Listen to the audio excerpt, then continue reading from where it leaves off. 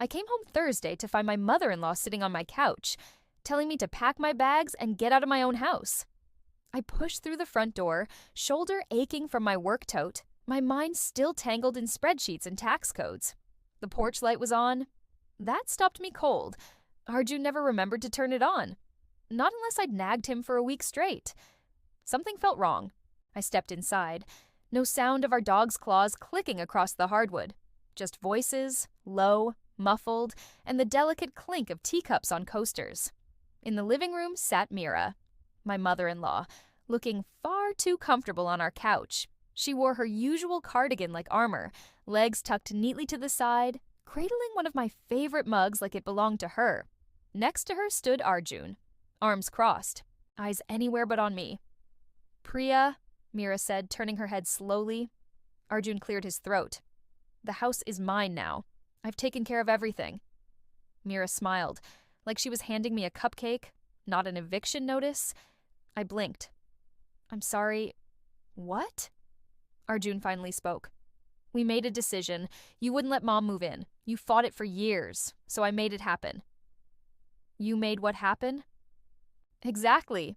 Meera sipped her tea. "This house is mine now. That's what Arjun told me. He said the paperwork's handled, so there's really no reason for you to be here anymore." I stared at her, then at Arjun. He wasn't denying it. "You can't just tell someone a house is theirs, Arjun. That's not how it works." He shrugged. "You've always acted like this house was yours alone. Now it's not. Fair's fair." I took a breath, steadied the tremble in my hands. "I've paid the mortgage every single month for 17 years, $2,300, without missing a single payment. You've never touched it." "I paid for everything else," he snapped. "Utilities, food, lawn care. I kept the household running." I laughed. "Once. Dry and sharp. You paid for lawn care once when your mom shamed you about the weeds, and you grocery shopped exactly 3 times last year, only because I was working overtime during tax season." "That's not the point," Arjun said. "You made Mom feel unwelcome. This house was always supposed to be shared with her after Dad passed. You knew that." "No." "You decided that. I never agreed." "She's family," he said coldly. "So am I. Or at least I thought I was." Meera set her mug down with a gentle clink. "Look, Priya, let's not turn this into a big thing. Just start packing. You can stay with a friend for now. You're independent, right?" I stared at her. "You're really this confident?" She lifted a brow. "Arjun promised me I'd be taken care of. He said the house is settled. Honestly, you should be grateful we didn't just change the locks." I looked around the living room. The couch I picked out on clearance. The rug my mom helped me move in. The side table I assembled while Arjun pretended to be too tired. My throat tightened. Not from grief. From rage. "This house has always been mine," I said quietly. Arjun rolled his eyes. "You think just because you paid the mortgage, it gives you all the power?" "Yes," I said. "That's literally how it works." He stepped toward me. "You refused to compromise for years. You acted like everything was yours. Your job, your space, your money. Because I was the only one contributing anything consistently." His voice rose. "I gave you my life. I gave you time, Priya. Energy. Support. You gave me dirty laundry, condescension, and a mother who never liked me." Meera scoffed. "Maybe if you were a bit more warm." "Oh, you mean obedient?" Arjun turned away, rubbing his temples. "You're making this ugly." I straightened my shoulders. "No, I'm making it clear. You think I'm going to roll over just because you say so." "You can't stop it," Meera said, rising from the couch.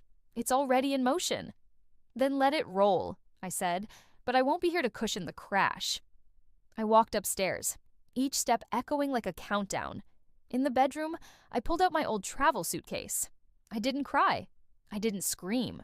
I folded a few days' worth of clothes, packed my toiletries, charger, laptop, and left everything else. Jewelry, decor, my favorite blanket. All of it stayed. Let them live with the weight of it. When I came back downstairs, Arjun was near the door. Meera was already moving things around the living room. Adjusting the throw pillows like this was already her domain. "You're really going?" Arjun asked, voice softening. I looked him in the eye. You sure you want me to? His jaw flexed. You're the one leaving. No, I said. You kicked me out. He looked away. This will be better in the long run. For who? He didn't answer. I have one question, I said. Did you ever read the mortgage agreement? Arjun looked confused. What does that have to do with anything? I smiled. Tight, cool, knowing. Exactly. Meera called after me as I walked out the door. Don't take anything that doesn't belong to you. I paused just long enough to reply. Don't worry, I'm only taking what's mine. She didn't realize how literal I was being. That night, I checked into a modest hotel downtown. Nothing fancy. Queen bed, cheap curtains, water-stained ceiling. But it was clean and quiet. I ordered takeout and sat on the bed in silence. Then I pulled out the folder I'd kept at the back of my work tote for over a year. Inside, mortgage statements, closing documents, tax records, all bearing one name. Mine. I'd seen this coming long ago. Arjun's resentment, Meera's creeping presence. The little remarks that turned into expectations. The moment Arjun refused to sign the mortgage years ago, too afraid of commitment, I made a decision. I'd shoulder the debt, but I'd also own everything it built. I took out my phone, found Vikram's number, hit record. Hey, Vikram, it's Priya. I need your help. It's about the house. I've been patient long enough. I sent it, turned off the lamp. I slept like someone who had all the leverage and none of the guilt. The next morning, I woke up before my alarm. No headache, no chest tension, no Arjun. For the first time in years, I didn't feel like I had to brace for the day. Then I got up, got dressed, and took my folder of documents down to the little hotel cafe. At 8:02 a.m., Vikram texted me back. Let's talk this morning. Come by the office. Vikram Kapoor and I went to high school together.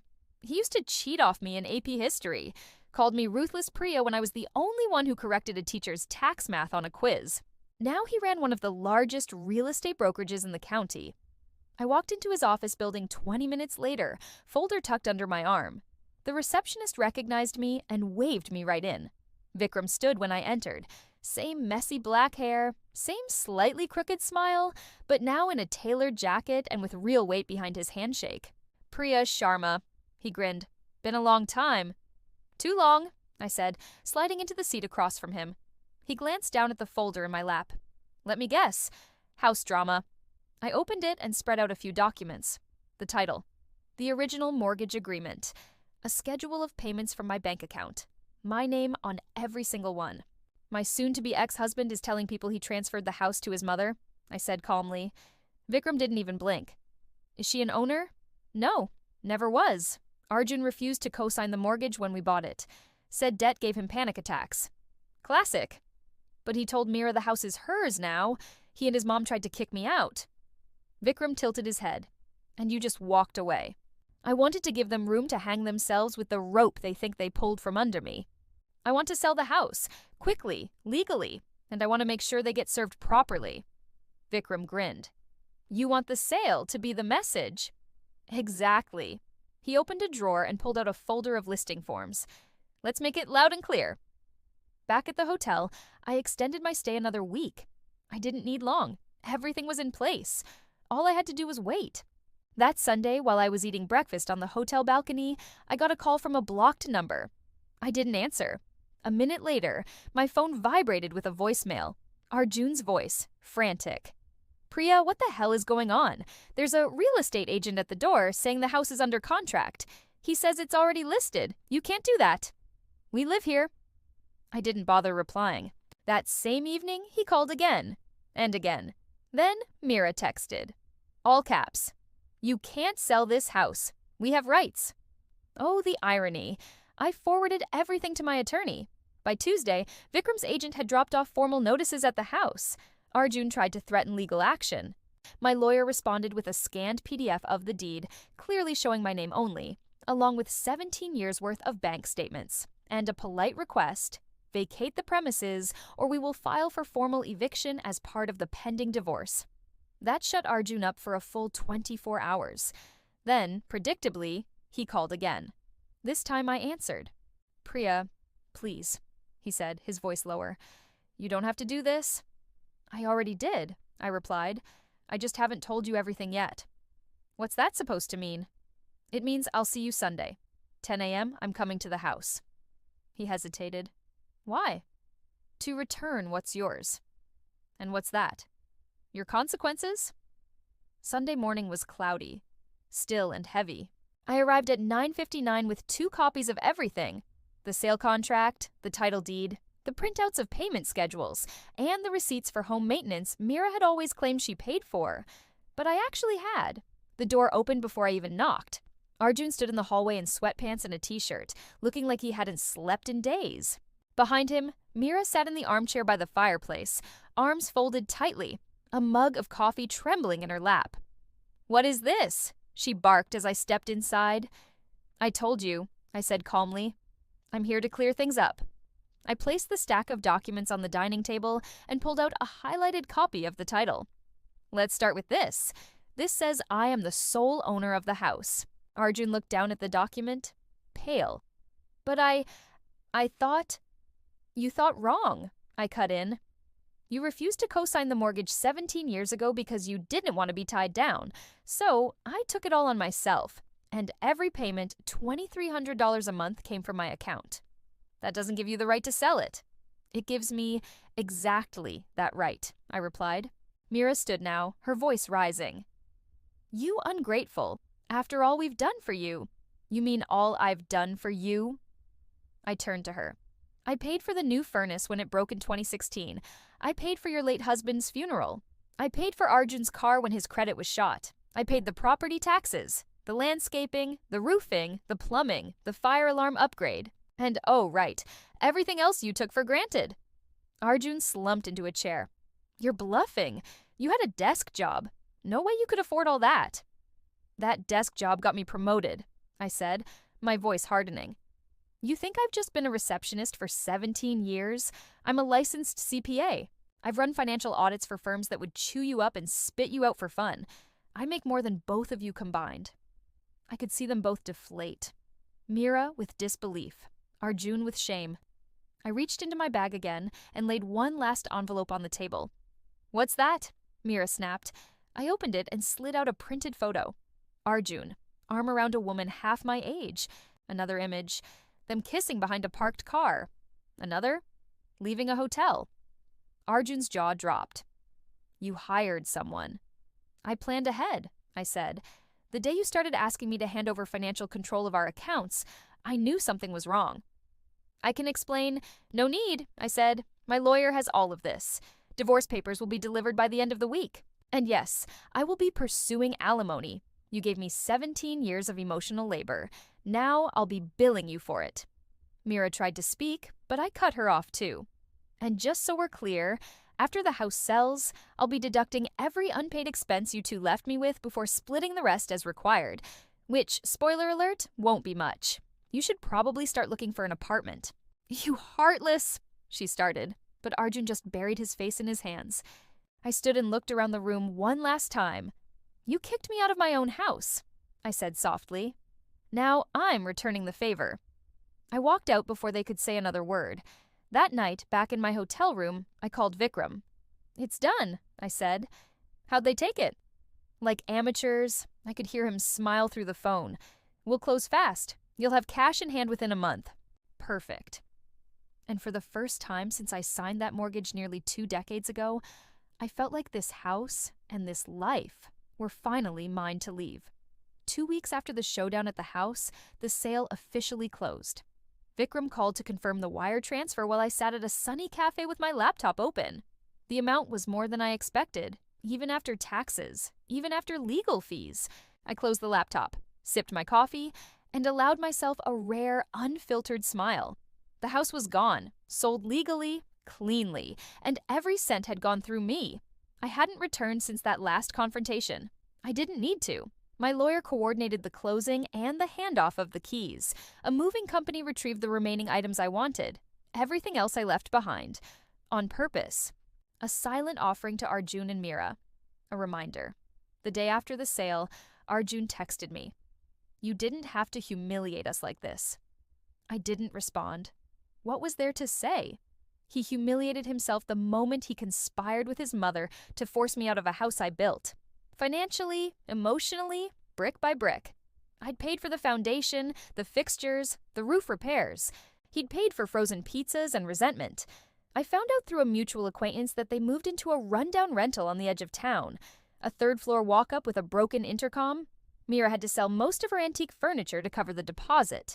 Arjun's car was repossessed a week after the sale closed. He'd also started applying to jobs again. Apparently, no one wanted to hire a mid-40s man with a string of short-term roles, a spotty credit history, and a reputation for blaming everyone else. And as for the affair, he tried to make it work with the girl from the photos. But she ghosted him after learning he no longer had a house, a car, or a bank account that wasn't being garnished for alimony. Meanwhile, I didn't buy a new house. Not yet. I found a furnished condo near the marina. Smaller than the old place, but quiet. Full of light. And entirely my own. No one told me how to arrange the furniture. No one criticized how I made pasta or folded the laundry. I watered the plants when I felt like it. I worked late and ordered sushi when I didn't feel like cooking. And no one asked why. For a while, I did nothing. No big changes, no dramatic career moves. I just breathed. I went to work. I came home. And I slept through the night. It was strange at first, having nothing to manage, nothing to defend. But gradually, the quiet stopped feeling eerie. It felt earned. One Saturday, I ran into Vikram again at a networking event. He was standing near the bar, chatting with a few clients, when he spotted me and waved me over. "Priya," he grinned. "Hey, I want you to meet someone." I almost declined. I wasn't looking to date. Hell, I still wasn't done emotionally unknotting 17 years of strategic silence. But something in his face made me pause. The man he introduced me to was tall, a little sun-weathered, wearing a shirt that wasn't designer, but fit like it had been tailored. His name was Rohan. He was a project manager for a renewable energy startup. Just returned from 3 years in Copenhagen. We talked. Nothing heavy, travel, bad airline coffee, favorite dive restaurants. When he found out I worked in finance, he didn't joke about taxes or ask me to look at his QuickBooks. He asked what I liked most about it. "No one expects me to smile while I'm doing it," I said. He laughed. "That's how I feel about budgeting." And just like that, it didn't feel like a setup anymore. Later that night, I got another message from Arjun. This one wasn't angry. "I'm sorry. I messed up. I should have listened. I should have appreciated you. I didn't realize how much you carried." This time, I did respond. Just one line. "You didn't realize because you never tried." I deleted the thread after that. Not out of spite, out of peace. Weeks passed. My old life faded into something distant and grainy, like an out-of-focus photograph. Every now and then, I'd remember a specific moment.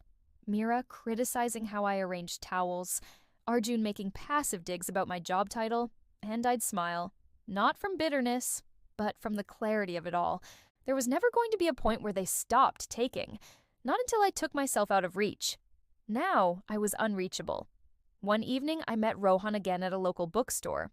We walked out with iced coffees and sat on a bench overlooking the water. Boats drifted in the distance. Couples passed by with dogs and paper bags from local shops. He turned to me and asked, "What's the one thing you wish more people knew about you?" It was such an honest question I had to stop and think. "That I don't forgive easily," I said. "But when I do, I never forget what happened. I just stop needing to carry it." He nodded. "Is that the same thing as closure?" "No," I said. "It's better."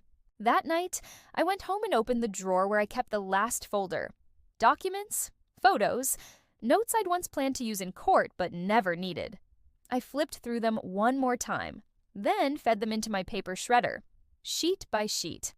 Not because I wanted to forget, but because I no longer needed proof.